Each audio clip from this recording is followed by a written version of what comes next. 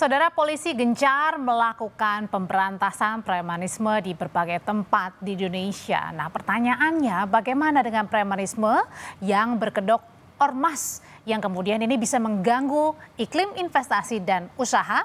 Kita akan bahas selengkapnya malam hari ini bersama Komisioner Kompolnas Irjen Polisi Purnawirawan Ida Utari Purnamasari. Selamat malam, Bu Ida.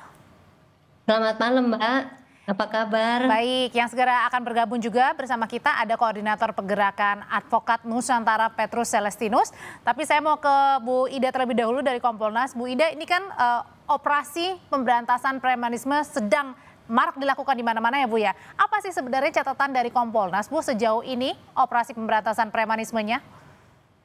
Ya, terima kasih. Selamat malam pemirsa TV malam hari ini. Saya nyapa dulu sama Pak Petrus, apa kabar? Ya, nanti akan segera bergabung Bu. Ya, begini. Polri melalui Satgas dan ada operasi kepolisian untuk Pekat sudah digelar sejak 1 Mei kemarin.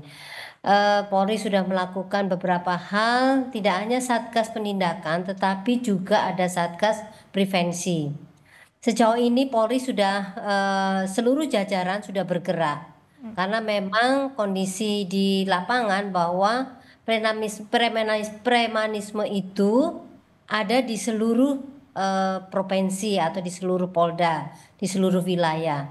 Oleh karena itu maka operasi ini merupakan kendali tingkat pusat.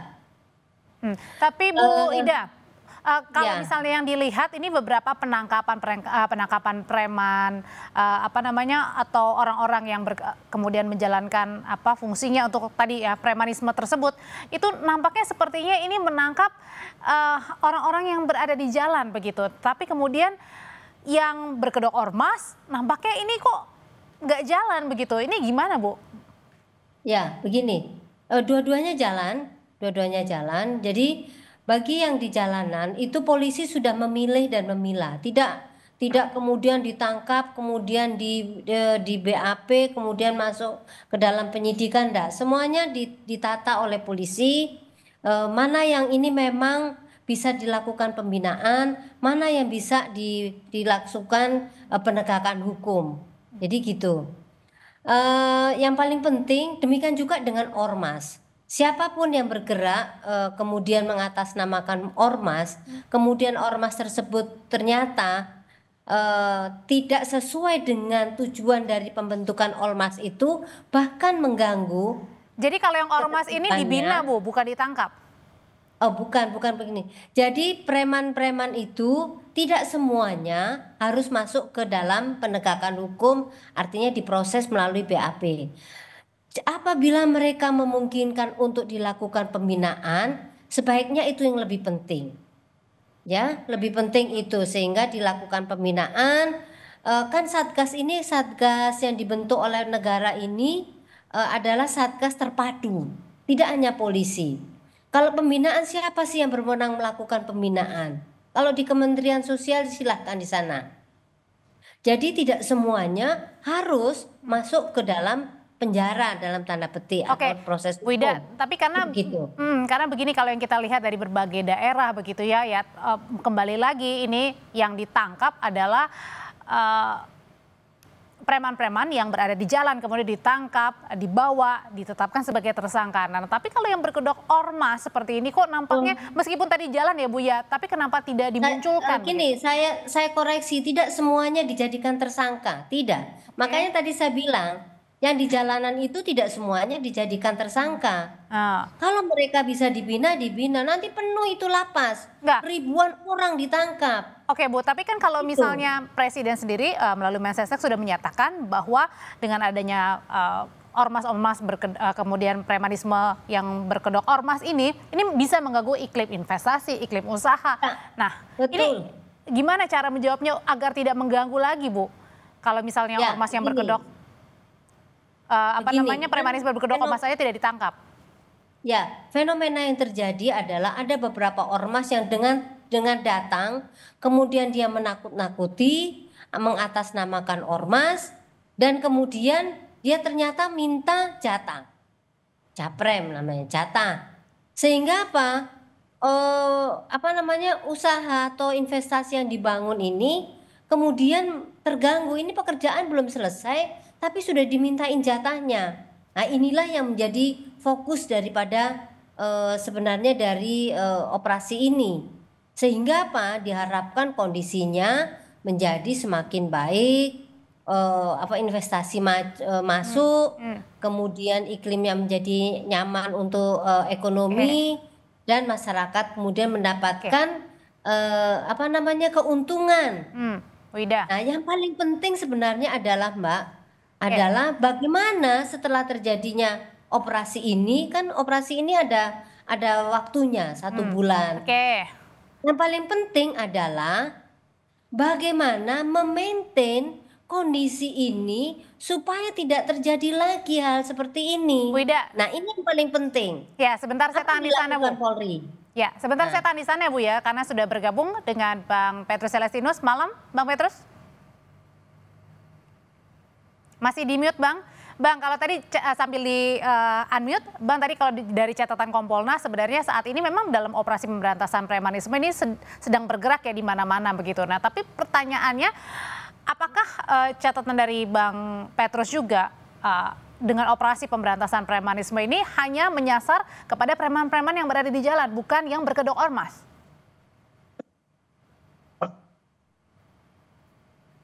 Bang Petrus?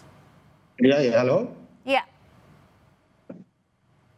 Bang Petrus tadi, halo? Oke, ya, saya kembali ulang ya. Gimana? Pertanyaan saya kembali ulang, bahwa kalau misalnya operasi pemberantasan premanisme kan ini sedang marak dilakukan di mana-mana. Tapi yang kita lihat nampaknya ini pemberantasannya kepada preman-preman yang berada di jalan, begitu, bukan yang berkedok ormas. Catatan dari Bang Petrus, seperti itukah juga? Saya kira premanisme ini tidak hanya terdapat di dalam organisasi kemasyarakatan ya atau ormas ya. Premanisme ini ada di dalam hampir semua organ yang ada di dalam negara kita ini. Premanisme di dalam institusi negara juga banyak. Ya, misalnya terjadi korupsi dengan angka triliunan terjadi di mana-mana. Juga ada premanisme terjadi yang dilakukan oleh anggota atau pengurus ormas, dan juga premanisme dilakukan oleh organisasi-organisasi lainnya. Jadi kita harus bisa membedakan premanisme atau tindakan sewenang-wenang yang dilakukan oleh anggota dan atau pengurus organisasi, dan juga premanisme yang dilakukan oleh organisasi itu sendiri. Undang-undang ormas sendiri sudah membedakan secara jelas mana yang menjadi tindakan organisasi dan mana yang menjadi tindakan anggota atau pengurus. Tapi yang sejauh ini Bang Petrus melihat langkah yang sedang diambil dari Polri untuk pemberantasan premanisme ini hanya menyasar preman-preman yang berada di jalan aja atau? Nah, selama ini memang aparat pemerintah hanya menyasar preman-preman yang ada di jalanan atau di pasar-pasar. Sementara kejahatan yang dilakukan oleh anggota atau pengurus organisasi itu jarang disentuh. Kenapa Bang Petrus? Kurang keberanian? Iya, karena pemerintah tidak konsisten. Kan konsisten bahkan ini pemerintah sudah menurut undang-undang ormas itu punya tanggung jawab membina ormas-ormas ini.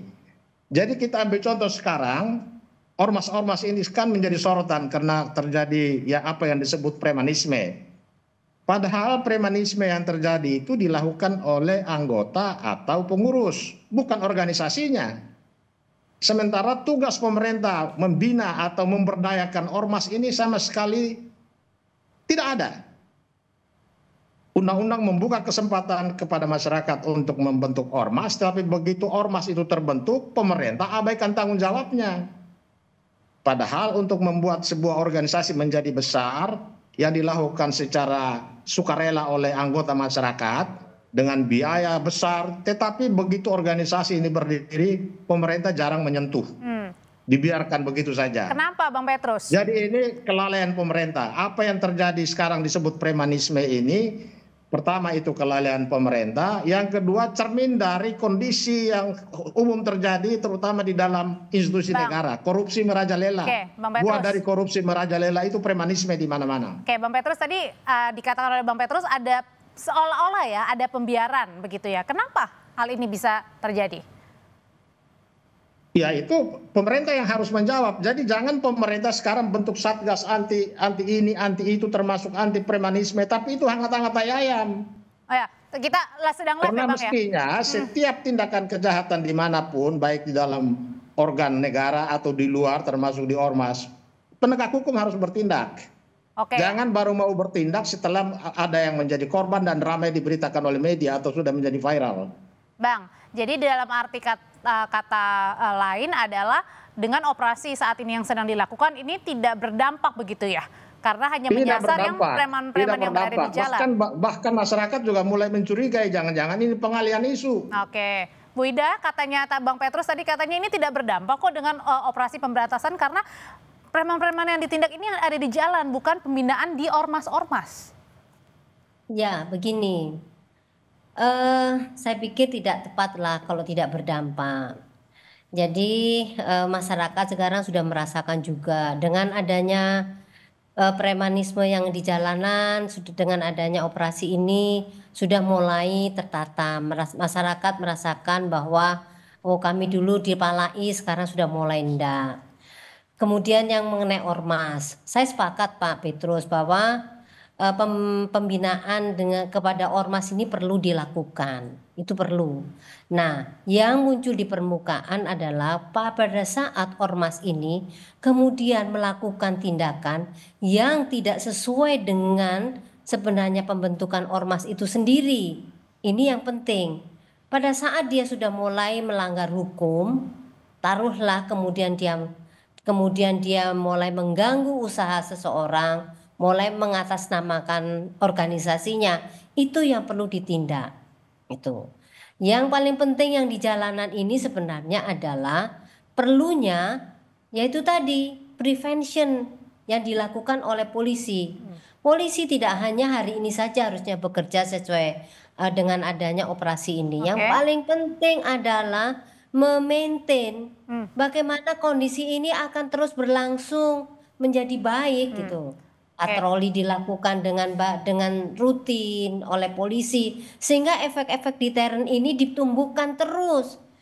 Jangan sampai ini operasi pekat selesai, kemudian orang-orangnya sebagian dibina, yang kemudian ternyata mereka pelanggaran berat dan ternyata terbukti ada pidananya, kemudian maju terus maju ke pidananya itu menjadi selesai. Kalau habis gitu itu selesai. Nah, ini yang tidak boleh terjadi. Oke.